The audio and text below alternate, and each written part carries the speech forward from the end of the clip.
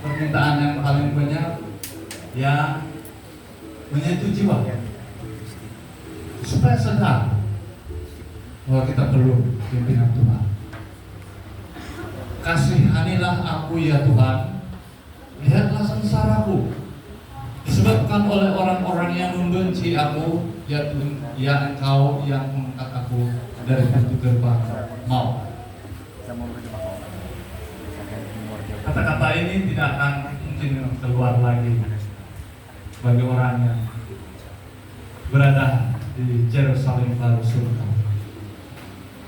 Supaya aku menceritakan segala perbuatanmu yang terpuji dan bersorak-sorak di pintu gerbang Putri Sion karena keselamatan yang daripadamu. Tapi kata-kata ini menuju kepada apa? Keselamatan yang daripada Tuhan. Walaupun diisikan dengan luahan-luahan kesengsaraan, tapi kata-kata ini menuju kepada maksud yang jelas, haluan yang tepat, yaitu kehendak keselamatan yang berbeda. Bagaimana rekan penyair dari Pantai? Saya ada kesabaran pagi ini. Saya belum pernah dengar irama melodi untuk nyanyian Musa. Sebab nyanyian Musa direkodkan akan dinyanyikan di surga. Betul kan tidak? Perasankah Anda bahwa nyanyian Musa direkodkan dalam Wahyu 15 ayat 3 hingga 4 akan dinyanyikan di surga? Sudahkah Anda selidiki sedikit nyanyian Musa itu? Kenapa nyanyian Musa itu dinyanyi di surga? Wahyu 15 ayat 3, dan mereka menyanyikan nyanyian Musa hamba Allah dan nyanyian anak domba. Yesus pun menyanyi bersama nyanyian. Sendi katanya begini dalam Wahyu 15 ayat 3. Ini baru tadi datang di pikiran saya, tapi mudah saya mencarinya sebab biasa sudah dengan Alkitab. Jadi saya sudah temukan Wahyu 15 ayat 3. Ini sendi katanya, dengarkan. Ini Musa nyanyi, anak domba pun nyanyi. Bergandengan kali orang menyanyi di sana. Ataupun kita pun boleh segandengan dengan mereka. Dia katakan begini sendi katanya, besar dan ajaib segala pekerjaan, ya Tuhan Allah yang Maha Kuasa, adil dan benar segala jalanmu, ya Raja segala bangsa. Siapakah yang tidak takut, ya Tuhan, dan yang tidak memuliakan namamu, sebab Engkaulah saja yang kudus. Karena semua bangsa akan sujud dan sujud, datang dan sujud menyembah Engkau, sebab telah nyata kebenaran segala penghakiman. Itu saja sendi kata lagu nyanyian Musa dalam Wahyu 15 ayat 3. Boleh berikan melebih. Akan datang kita akan disajikan dengan satu lagi lagu baru dengan lirik yang sudah tersedia, hanya melodinya saja yang akan diciptakan. Nyanyian Musa ini Wahyu 15 ayat 3 dan 4. Ada dalam Ulangan 32, tapi dalam Ulangan 32 terlalu panjang. Tapi dalam Wahyu 15 ayat 3 dan 4 itu pendek saja sebenarnya. Saudara,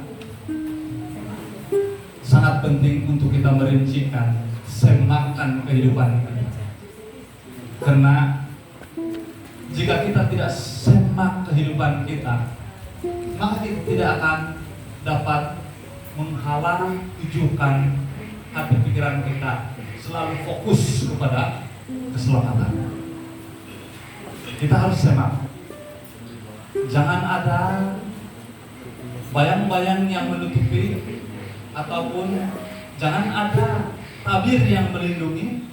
Jangan ada perkara-perkara yang timbul yang membuatkan kita tersisih pandang keselamatan yang daripada Tuhan.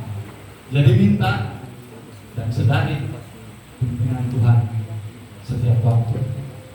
Jadi hiburan yang Tuhan berikan selalu terkemaskin. Akan ada satu pengemaskinian yang kita nantikan, yang akan dinyanyikan dengan melodi yang saya pasti mencengkam jiwa. Bila akan waktunya tiba, kunjungan yang seterusnya, yang pasti mereka bagi tahu di mana mereka hendak membawa kita. Di mana mereka hendak membawa kita. Puji Tuhan atas hari Sabat yang indah pada hari ini. Kamu sudah ada yang tidak ada, sudah yang timur jam kan? Kalau belum ada yang timur jam. Oke, kita berbicara yang terakhir sebelum lagu yang terakhir. Lagu yang terakhir sudah kan? Lagu yang terakhir sudah. Yesus datang segera. Yesus semua datang segera. Walaupun ungkapan ini berulang-ulang, tapi waktunya Tuhan bukan waktumu. Amin. Karena ingat perkataan dalam Petrus mengungkapkan 1000 tahun bagi manusia baru sehari bagi Tuhan. Jadi jika Tuhan mengatakan Dia mau datang segera, jangan pernah kecewa. Belum sampai 1000 kau menghitungnya. Belum sampai 1000 kita menghitungnya. So Tuhan punya perhitungan 1000 tahun di bumi, 1 hari seminggu. Tidak boleh dihitung oleh manusia biasa itu. Julat waktu yang begitu jauh bagi kita. Jadi hanya kesabaran yang dapat melampaui perkara ini. Hanya ketabahan dan iman yang melewati cabaran. Jadi Tuhan mau datang segera. Janjinya bukan hanya kesetiaan, tapi janjinya adalah ditata anak domba akan ada di dalamnya. Apa bilang? Di mana ditata anak domba akan ada di dalamnya apa? Siapa? Ditata anak domba, di dalamnya ada hamba-hambanya yang beribadah kepadanya. Siapa itu? Kita itu. Kita itu. Amin. Kita itu. Bukankah kita beribadah kepadanya? Kita itu. Jangan segan, jangan malu mengaku bahwa di dalam takhta anak domba dan takhta anak domba akan ada di dalamnya hamba-hambanya yang beribadah kepadanya. Saudara, Anda tidak kecewa. Adapun kegelinciran oleh sebab ketidakpengertian atau oleh sebab ketidakmampuan Anda, tapi Anda letakkan hasrat dan hajat tetap beribadah sampai di akhir hayat Anda lain disebut sebagai hamba yang beribadah kepada Allah. Wahyu 22 ayat 4. Dan mereka akan melihat wajahnya. Saya tidak percaya gambaran Yesus hanya setakat digambar itu. Saya tidak percaya. Kau mau percaya?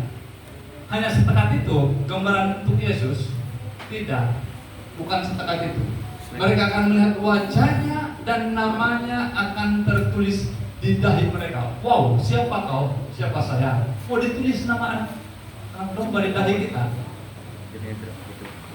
Artinya tidak akan lupus ingatan kita siapa penyelamat kita. Artinya tidak akan pernah lupus ingatan kita, di pikiran kita siapa penyelamat kita, yaitu anak domba. Tidak itu kan di pikiran.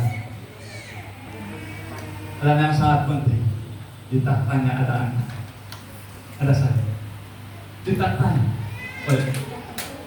ada satu hari juga yang dinantikan naik tahta. Amin. Wahyu mengatakan Anda yang selamat akan duduk sebagai hakim dan raja. Betul atau tidak? Hakim dan raja. Hakim dan raja. Raja kalau tidak ada tahtanya belum sah. Belum sah. Tapi di sini tertulis ada tahtanya di dalam takhta Tuhan itu sendiri. Dalam takhta domba itu sendiri hamba-hamba yang ada di sana. Sebab Tuhan Allah akan menerangi mereka dan mereka akan memerintah. Perhatikan ini. Berulang-ulang dari sini ke sini, anak Tuhan akan menerangi, Tuhan Allah akan menerangi mereka. Mereka akan memerintah. Mereka memerintah bersama sebagai apa? Sebagai raja, saudara. Memerintah sebagai raja, bukan hanya sebagai pengkhotbah, bukan hanya sebagai penyanyi, bukan hanya sebagai pengunjung, tapi memerintah sebagai raja selama-lamanya di sini. Mari kita sambut semua sendi kata yang kita sampaikan, kita dengarkan, sampai disampaikan oleh para penyanyi. Kita dengarkan dan kita kecapi, memberi semangat kita. Jangan luntur lagi, jangan mundur lagi, jangan kecewa lagi. Ada Jumat yang saya jumpa, pastor sebenarnya dulu saya setia betul saya setia. 1 sen pun saya kira semua. Saya lah paling awal sampai di gereja kalau dulu, tapi saya kecewa betul. Jadi berapa kali lagi saya mau melawat ke rumah kamu supaya sembuh kecewa. Pastor, saya rasa kecewa saya disampaikan. Saya percaya itu tidak asing di setiap gereja. Ada saja umat yang mengatakan begitu, yang kecewa dan belum pulang lagi. Mari kita berusaha menghiburkan mereka yang kecewa. Kita undang Roh Al-Kudus Tuhan. Sebegitu indah janji Tuhan untuk yang tidak ambil kisah kecewa.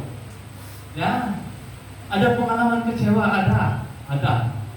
Tapi Anda tidak ambil kisah kecewa itu, karena itu tidak lebih daripada apa? Janji Tuhan.